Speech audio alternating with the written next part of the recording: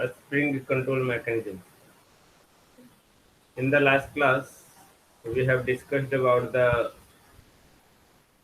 contouring mechanism, that is the controlling torque, okay, by which there are two methods. There are two methods by which controlling torque is provided. मैंने last class में ये discuss किया था कि हम लोग के पास कंट्रोलिंग टॉर्क प्रोवाइड करने के लिए ओके दो मैकेनिज्म है। एक हमारे पास ग्रेविटी कंट्रोल्ड मैकेनिज्म है और दूसरा है spring control mechanism. Gravity control mechanism के कॉरस्पॉन्डिंग हम लोगों ने डिस्कस किया। ओके, जहाँ पे जो हम लोग स्किल यूटिलाइज कर रहे थे वो स्किल हमारा था क्रैम्ड स्किल।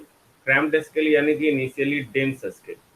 ओके, यानी कि इनिशियली शुरू में घना होगा और बाद में आपका जो यूनिफॉर्मली डिस्ट्रीब्यूटेड होगा। ओके, यहाँ पे लीनियर स्केल कहने का मतलब क्या हो गया? लीनियर स्केल का मतलब हो गया कि हम लोग यहाँ पे जो है इस्तेमाल कर रहे हैं जिस स्केल को, वो थ्रू आउट द स्केल जो है वो लीनियर है। ओके, नाउ यहाँ पे जिस तरह से हम लोग ग्रेविटी कंट्रोल्ड बात कर रहे थे तो वो ग्रेविटी के द्वारा कंट्रोल किया हुआ था, ग्रेविटी के द्वारा, है ना। तो ग्रेविटी के द्वारा कंट्रोल किया हुआ था, इसका मतलब ये हुआ कि वहाँ पे ग्रेविटी फोर्स ही वहाँ पे कंट्रोल करके कंट्रोलिंग टॉर्क प्रोवाइड कर रहा था, और वही कंट्रोलिंग टॉर्क प्रोवाइड कर रहा था सो दैट कि पॉइंटर जो है स्टेडी स्टेट कंडीशन में जीरो नेट फोर्स या जीरो नेट टॉर्क एक्सपीरियंस करे, सो दैट कि हम लोग रीडिंग आराम से ले सकते। ओके, नाउ अब हम लोग यहाँ पे बात कर रहे हैं स्प्रिंग कंट्रोल्ड मैकेनिज्म, यानी कि स्प्रिंग के द्वारा कंट्रोल्ड होना। ये जो फिगर शो हो रहा है, ओके, ये दोनों स्प्रिंग है। स्प्रिंग, ओके, इन विच ये जो स्प्रिंग है ये फ्लैट स्पाइरल स्प्रिंग है, स्पाइरल स्प्रिंग की तरह। फ्लैट स्पाइरल यानी कि एकदम फ्लैट स्प्रिंग है। आप देखे होंगे टॉयज वगैरह में, ओके, उसमें ऐसे करके आपका जो है एक स्प्रिंग की तरह रहता है, पत्थर रहता है, हम लोग बोलते हैं पत्ती है, एक्चुअली वो स्प्रिंग है ना। सपोज जैसे मान लेते ये है, ओके, ये है, ये तार है आपका, बट अगर इसको आप जिसको देख रहे हैं, ओके, तो ये फ्लैट है, तो बस ये ऐसे करके आपका जो है मुड़ा हुआ रहता है। आपने देखा होगा, ओके, आपने देखा होगा टॉयज वगैरह में, आपने देखा होगा कि जो हम लोग चाबी घुमाते हैं, तो चाबी घुमाते हैं तो आप अंदर देखिएगा मैकेनिज्म जो है वो स्प्रिंग, जब चाबी घुमा रहे हैं तो वह स्प्रिंग जो है वो टाइट हो रहा है ना। स्प्रिंग टाइट हो रहा है यानी कि नंबर ऑफ टर्न्स बढ़ रहा है।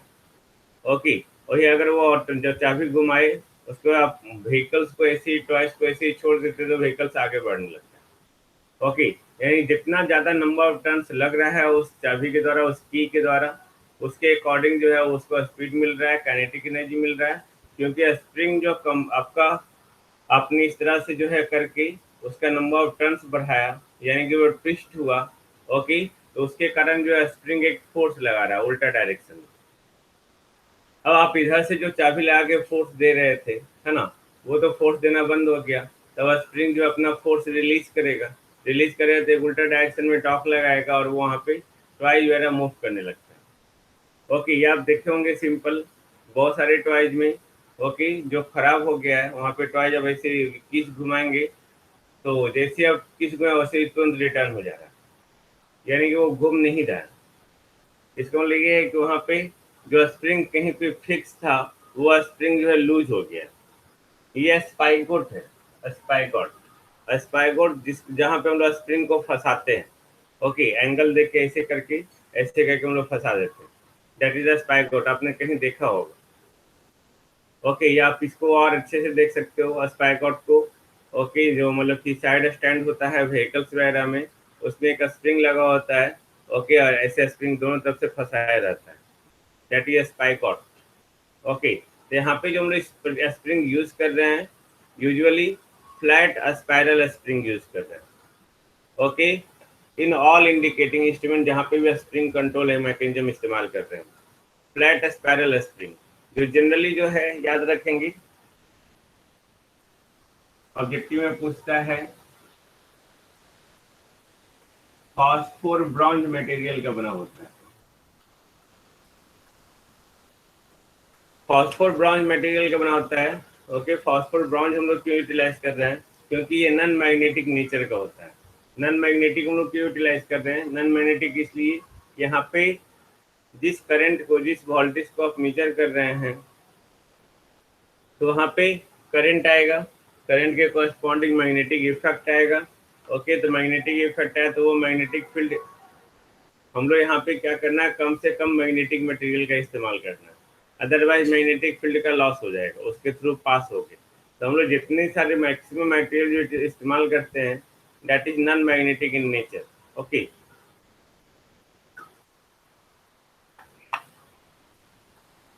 तो यहाँ पे जो स्प्रिंग है वो फॉस्फोर ब्रॉन्ज का बना हुआ है, नॉन मैग्नेटिक मटेरियल का है। अब ये स्प्रिंग देखो, स्प्रिंग का जो इनर इंड है, इनर इंड, ये स्पिंडल है, ये पूरा स्पिंडल समझते हैं? Spindle, no anybody?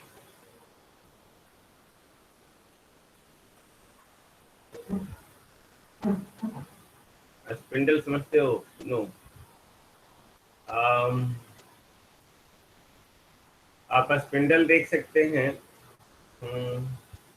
जैसे घड़ी है हमारा, है ना, घड़ी में जो है वो एक स्पिंडल लगा हुआ है और ऊपर से सारा कांटा लगा हुआ है।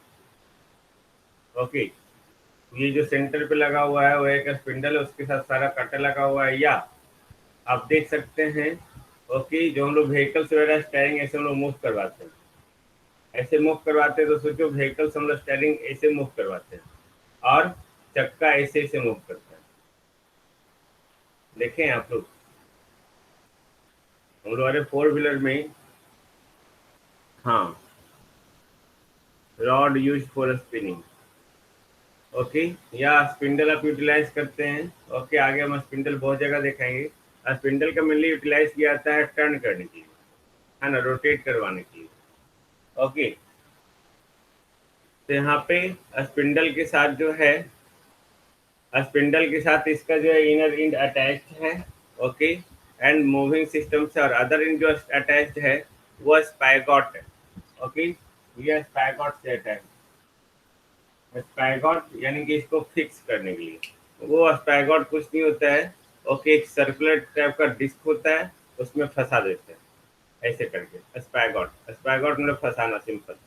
ओके, अब यहाँ पे जो स्प्रिंग है, spring if the spring is twisted, ऐसे ट्विस्ट हम लोग अगर करते हैं, देन अगर आप स्प्रिंग को ट्विस्ट करेंगे, ऐसे चाबी देंगे, तो उसमें नंबर ऑफ टर्न्स जो है इन द स्प्रिंग ऑटोमेटिकली बढ़ेगा, ऑटोमेटिकली लार्जर होगा।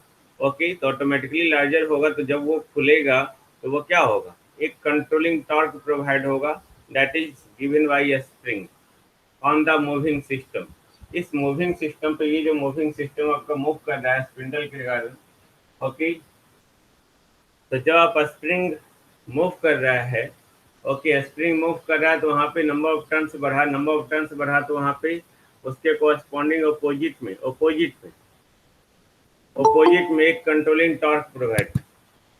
ओके, अपोजिट में एक कंट्रोलिंग टॉर्क लगा, ओके, जो स्प्रिंग के द्वारा लग रहा था, ओके, मूविंग सिस्टम पे। तो यही स्प्रिंग जो है, बस यहाँ पे जो स्प्रिंग का फिनोमिनन है ना, कि हम लोग ऐसे करके जो रोटेट करवा रहे हैं तो नंबर ऑफ टर्न्स बढ़ रहा है, तो बढ़ने के कारण जो है अब स्प्रिंग उल्टा डायरेक्शन में एक फोर्स लगा रहा है, एक टॉर्क लगा रहा है, that is called controlling torque, जो वो मूविंग सिस्टम पे लगाएगा।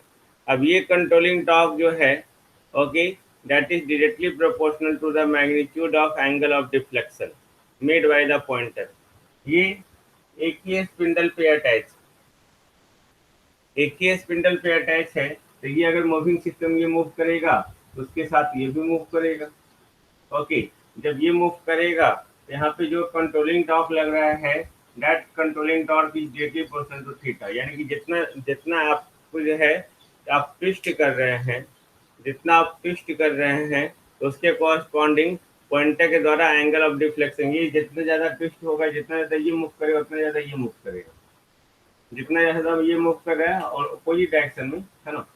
ये तो टीटी के कारण होगा, ये कंट्रोलिंग टॉर्क अपोजिट डायरेक्शन में, ओके, अपोजिट डायरेक्शन में मूव करेगा। ओके, तो हम लोग यहाँ पे बोल सकते हैं जो आपका फ्लैट स्पाइरल स्प्रिंग है, okay, that is T C is directly proportional to theta.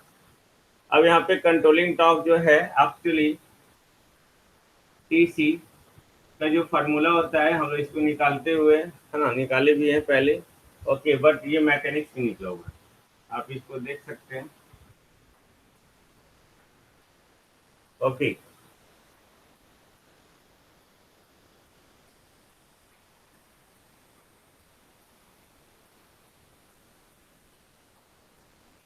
For any flat spiral spring, for any flat spiral spring, आपका जो टीसी का वैल्यू होता है, कंट्रोलिंग टॉर्क का वैल्यू होता है, वो ये होता है, जहाँ पे टी जो है यंग्स मॉडुलस ऑफ इलास्टिसिटी है, Young's modulus of elasticity in newton per metre square, और बी जो है बी वो width of the spring, spring material, width यानी कि जो पत्ती है, फ्लैट स्पाइरल है तो पत्ती है ना, तो वो विड्थ का हम लोग बात करते हैं, okay. Width of the spring material हो गया, वो मीटर में दिया हुआ है। ये टी जो है, टी थिकनेस, जिसे मान लेते हैं कि ये आपका सपोज करो ये चौड़ा है ना, तो ये चौड़ा है, तो ये स्प्रिंग है, देखो ये दिख रहा है आपको, ये चौड़ा जो हम लोग ले रहे हैं, ये आपका इसका जो चौड़ाई है वो आपका बी है, इस पे बेस्ड न्यूमेरिकल प्रॉब्लम भी है ना। और ये जो टी है थिकनेस है, ये टी थिकनेस है, ओके, वो भी मीटर में दिया हुआ है, ओके। और एल जो है वो स्प्रिंग का लेंथ है, okay, length of the spring. अभी हम इसको टर्न कर देंगे तो ये टर्न बन जाएगा, ओके, बट इसको खोलेंगे तब तो लेंथ बनेगा ना पूरा, ओके, तो ये लेंथ है। और थीटा जो है एंगुलर डिफ्लेक्शन है, angular deflection made by the spring, और वो रेडियन में, ओके। तो यहाँ से हम लोगों का टीसी निकल गया, है ना, और टीडी हम लोग जानते हैं पहले से, TD equal to P D I, यानी कि TD is directly proportional to I. तो अंडर इक्विलिब्रियम कंडीशन ये दोनों टॉप क्या होगा,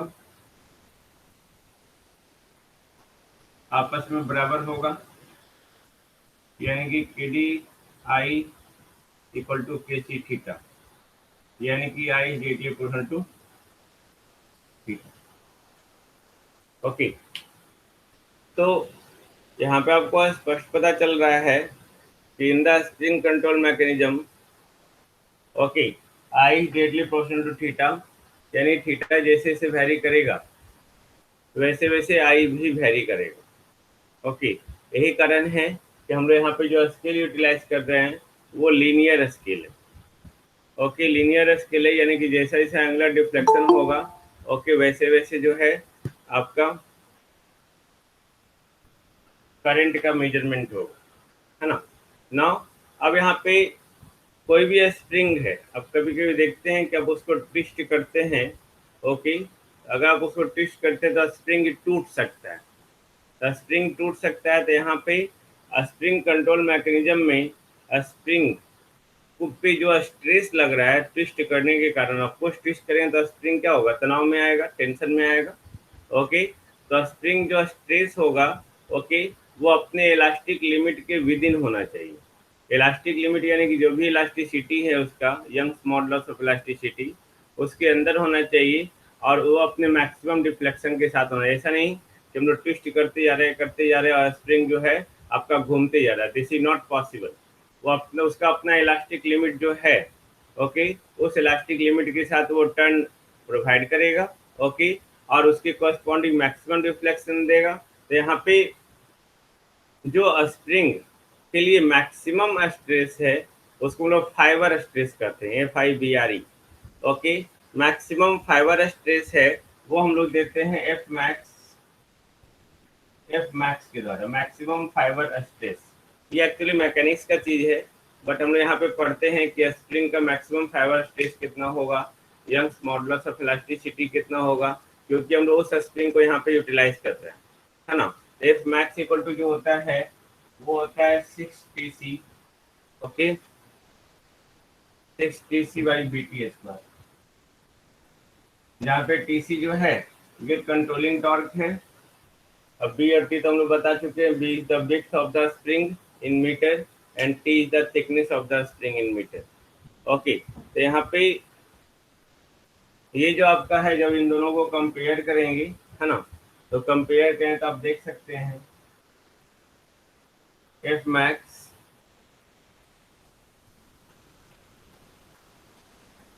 इक्वल टू 6/BT स्क्वायर और टीसी का वैल्यू पुटअप कर दीजिए, ठीक है। फिर एफ मैक्स इक्वल टू 3/2, ये हो गया, ये हो गया, ये हो गया, ये हो गया, B cancel, T pi L theta, है ना। इसको 1/2 हम लोग लिख सकते हैं ET/2 थीटा है, ओके। दिस वन, ये एफ मैक्स का फार्मूला हो गया relation to the theta, okay. ये आपका स्प्रिंग कंट्रोल मैकेनिज्म है, ओके, जिसका आपका डिटेल अब आगे देखेंगे इसके न्यूमेरिकल प्रॉब्लम के साथ। हम लोग न्यूमेरिकल प्रॉब्लम करेंगे, है ना। तो ये एफ मैक्स यानी कि मैक्सिमम फाइबर स्ट्रेस कितना होगा according to their elasticity, according to angular deflection, according to the length, okay, यानी कि लेंथ पे भी डिपेंड करेगा, टी पे भी डिपेंड करेगा, थिकनेस पे और थीटा पे भी डिपेंड करेगा, है ना। Then I think no problem regarding the spring control mechanism. No, अब जो ग्रेविटी कंट्रोल मैकेनिज्म है, ग्रेविटी कंट्रोल मैकेनिज्म और स्प्रिंग कंट्रोल मैकेनिज्म को अगर हम लोग कंपेयर करेंगे तो ग्रेविटी कंट्रोल मैकेनिज्म में हम लोग क्रैम्प्ड स्केल इस्तेमाल करते हैं, ओके। क्रैम्प्ड स्केल इस्तेमाल कर रहे हैं बिकॉज वहाँ पे जो पैरामीटर अंडर मेजरमेंट है वो I directly proportional to sine theta है, बट हम लोग यहाँ पे जो इस्तेमाल कर रहे हैं linear scale because I is directly proportional to theta है, याद रखेंगे, ये दोनों में डिफरेंस है। स्प्रिंग कंट्रोल मैकेनिज्म हम लोग कहीं भी यूज करते हैं, okay. Spring control mechanism is used in the instant where the instrument is used as a table top instrument. Table top यानी कि टेबल के ऊपर रखा हुआ है, टेबल टॉप मतलब ये हुआ, जैसे डेस्कटॉप यानी डेस्क के ऊपर, लैपटॉप यानी कि लैप, गोद के ऊपर, पाम टॉप यानी कि आपका टैबलेट, ओके, उसी तरह टेबल टॉप। तो जितने सारे इंस्ट्रूमेंट हैं वो सारा टेबल टॉप होता है, यानी कि टेबल के ऊपर रख के यूटिलाइज करते हैं, ओके। वही ग्रेविटी कंट्रोल जो है उसको हम लोग वहाँ पर उस इंस्टेंट पे इस्तेमाल करते हैं जहाँ इंस्ट्रूमेंट को डिजाइन किया गया है वर्टिकली प्लेस्ड पैनल के साथ, वर्टिकल, यानी कि वो इंस्ट्रूमेंट वर्टिकल ऑलवेज होना चाहिए, सोचो, ओके। ग्रेविटी कंट्रोल मैकेनिज्म हमारा यही था, दिस वन, है ना, इस तरह था ग्रेविटी कंट्रोल मैकेनिज्म। तो ये जब तक वर्टिकल रहेगा ना, अगर ये ऐसे रहे तो पहले से फोर्स लगते रहेगा, है ना, ओके। ये पहले से फोर्स लगेगा इस डायरेक्शन में और ये क्या करेगा, हमेशा इसको डायरेक्शन, इस डायरेक्शन में एक्स्ट्रा फोर्स लगाते रहेगा। तो जो भी इंस्ट्रूमेंट होना चाहिए वो वर्टिकल पैनल के साथ होना चाहिए, सो डैट कि हमेशा इसका ग्रेविटी मेंटेन्ड हो और स्लाइटली भी डिफ्लेक्शन हो, ऐसे करके स्लाइट डिफ्लेक्शन भी हो, तो ये ग्रेविटी के कारण जो टॉक लगना चाहिए वो ऑटोमेटिक टॉक लग जाए। I think all of you agree with this, okay. Then spring control mechanism को हम लोग टेबल टॉप के साथ इस्तेमाल कर रहे हैं और ग्रेविटी कंट्रोल मैकेनिज्म को हम वहाँ पे इस्तेमाल करते हैं जहाँ पे इंस्ट्रूमेंट को जो डिजाइन किया गया है वो वर्टिकल प्लेस्ड पैनल के साथ किया गया, ओके। यानी कि हम लोग ग्रेविटी कंट्रोल मैकेनिज्म में जो भी इंस्ट्रूमेंट इस्तेमाल करेंगे वो परफेक्टली लेवल्ड होना चाहिए। ओके, परफेक्टली लेवल्ड यानी कि वो वर्टिकल इस तरह से होना चाहिए। अगर वर्टिकल नहीं होगा तो ग्रेविटी हल्का सा भी टिल्ट हो गया, हल्का सा भी टिल्ट हो गया, इन दैट केस जो है वहाँ पे पहले से ग्रेविटी के कारण एक फोर्स और टॉर्क लगने लगेगा। ओके, तो वहाँ पे इनएक्यूरेट रीडिंग देगा। तो ये आपका जो है इंस्ट्रूमेंट को ग्रेविटी कंट्रोल मैकेनिज्म के साथ परफेक्टली लेवल होना चाहिए। अब अगर हम लोग एडवांटेज बात करें, advantages of gravity control over the spring control, तो ग्रेविटी कंट्रोल जो होता है वो सस्ता होता है।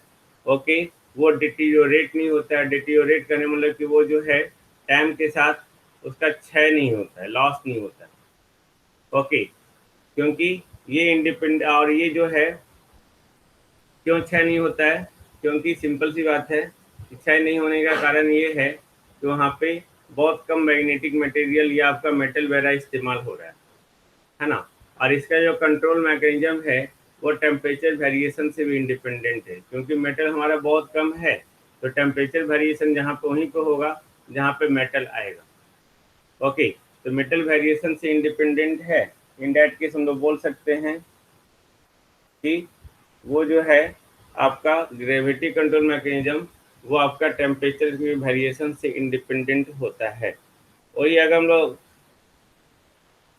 कंट्रोल स्प्रिंग कंट्रोल की बात करें तो ये इससे हमारा जो है महंगा होता है, वो डिटीरियोरेट होता है, क्योंकि यहाँ पर हमारा यहाँ पे मेटल ज़्यादा यूटिलाइज हो रहा है और यहाँ पे टेम्परेचर के साथ डिपेंडेंट है इसका सारा parameter. Okay, then I think no problem. Okay, now इसके साथ हम लोग कुछ न्यूमेरिकल प्रॉब्लम करते हैं। जस्ट सी,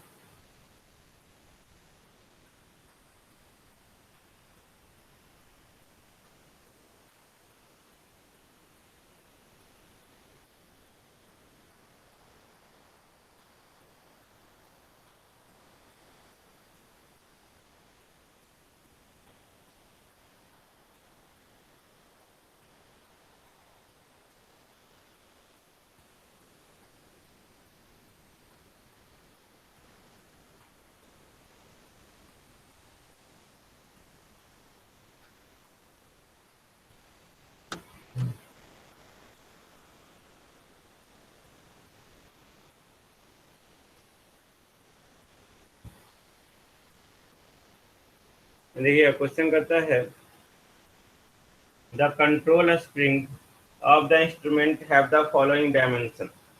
उसका डायमेंशन दिया हुआ है। डायमेंशन के रूप में length of the strip L दिया हुआ है 370 mm। स्ट्रिप मतलब स्प्रिंग। थिकनेस ऑफ द स्ट्रिप दिया हुआ है 0.073 mm। Width of the string दिया हुआ है 0.51 mm। Okay, Young's modulus of elasticity दिया हुआ है 112.8 giga newton per metre square. Calculate the torque required by the spring when it is moved। Torque निकालना है by the spring when it is moved to 90 degree. tan theta equal to 90 degree देना है। तो theta हम लोग radian में major करते हैं, इसको पाई/2 लिखते हैं। It is so simple. Simple, अब टीसी का फॉर्मूला लिख दो ना। टीसी का फॉर्मूला क्या होता है, AB/TQ/12L इंटू थीटा। थीटा दिया हुआ, टी दिया हुआ, बी दिया हुआ, ई दिया हुआ, एल दिया हुआ, निकल जाएगा टीसी। नहीं नहीं निकलेगा, निकल जाएगा। दो सेकेंड क्वेश्चन। सेकेंड क्वेश्चन में बोलता है in a gravity control mechanism instrument the deflecting torque corresponding to the deflection of 90 degree। Okay, deflecting torque corresponding to the deflection of 90 degree is 1.2 into 10 to the power minus 4। Newton metre. Okay, find the controlling weight. Controlling weight यानी कि W। Find the controlling weight which is acted at a distance of 2 centimetre from the axis of moving system. याद होगा आपको, ये axis है moving system का। Okay, यहाँ पे बैलेंसिंग वेट था, यहाँ पे कंट्रोलिंग वेट था। ओके, ये 90 से डिफ्लेक्ट हो गया इस तरफ। तो इसके कॉरस्पॉन्डिंग जो वेट है, वो वेट के कॉरस्पॉन्डिंग ग्रेविटी फोर्स लगेगा, है ना, जो ओमेगा है। ओके, तो ये आपको पूछ रहा है कि इस यहाँ से यहाँ तक डिस्टेंस 2 सेंटीमीटर है। Okay, 2 centimetre from the axis of moving system, then find the controlling weight. ये आपका W निकालना है, तो निकल जाएगा I think L equal to 2 centimetre, यानी कि 2 इंटू 10⁻² मीटर। ओके, हम लोग जानते हैं TD इक्वल टू होता है TC, and TC equal to होता है ओमेगा L साइन थीटा, और TD का वैल्यू तो दिया हुआ ही है 1.2 into 10⁻⁴। Sine theta sine 91 L दिया हुआ है, then omega into 2 into 10⁻² into 1.2 into 10⁻⁴। Omega निकल जाएगा, नहीं 0.6 इंटू 10⁻²। इसी तरह का क्वेश्चन पूछता है। एक नेक्स्ट प्रॉब्लम है आपका, the deflecting torque of an ammeter. Okay, deflecting torque of an ammeter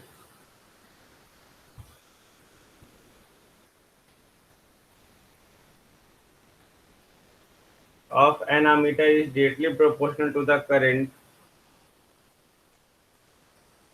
बोलता है deflecting torque of an ammeter is directly proportional to current. समझ आ रहा है भाई सबको? सब कुछ बोल नहीं जाने लग रहा, मैं बस बताए जा रहा हूँ। Directly proportional to the current through which if the current of 10 ampere deflect the pointer by 90 degree. Okay, अगर करंट 10 एम्पियर है तो डिफ्लेक्ट कर रहा है 90 degree. Okay, find the value of current for the deflection of 60 degree. बोल रहा है आई निकालिए जब थीटा 60 डिग्री। इसको हमेशा रेडियन में ही रखेंगे, 60 मतलब π/3 रेडियन। ओके, तो when the instrument have a spring control and second gravity control। यानी कि आपसे पूछ रहा है क्वेश्चन में कि एक अमीटर है जिसमें डिफ्लेक्टिंग टॉर्क जो है जिस करंट को मेजर कर रहे हैं उसका डायरेक्टली प्रोपोर्शनल है। अब वहाँ पे करंट जब 10 एम्पियर है तब थीटा हमारा जो है π/2 है, यानी कि 90 डिग्री। तो बोलता है what is the value of current when the angle is 60 degree. अब बोल रहा है कि आप मेजर कीजिए, है ना, कि करंट अगर हमारा जो है करंट क्या होगा अगर थीटा हमारा 60 डिग्री होगा तो। ओके, अगर थीटा 60 डिग्री होगा तब इसको मेजर कीजिए। तो तब जब हमारा इंस्ट्रूमेंट अगर स्प्रिंग कंट्रोल मैकेनिज्म हो रखता है या ग्रेविटी कंट्रोल मैकेनिज्म रखता है तो ऑफ कोर्स है ना, यहाँ पे इसको I1 करते हैं, इसको θ1 करते हैं, इसको I2 करते हैं, इसको θ2 करते हैं। ओके, स्प्रिंग कंट्रोल के लिए I इक्वल थीटा, यानी कि I2/I1 इक्वल टू θ2/θ1। निकल जाएगा I2 इससे, ऑब्वियस से निकल जाएगा। θ2 π/3, θ1 π/1 एंड I1 10, है ना, π/2। ओके, तो 2/3 इंटू 10 20/3 एम्पियर। नहीं, फिर ग्रेविटी कंट्रोल में क्या होगा, I equal to sine theta, then I2/I1 equal to sine θ2 by sine θ1, यानी कि I2/10 sine θ2 π/3 sine π/2, then sine π/3 equal to √3/2 into 10 यानी कि 8.66 इंटू। ओके, तो इस तरह का क्वेश्चन आ सकता है आपको, आप इसको बना सकते हो। I think no problem.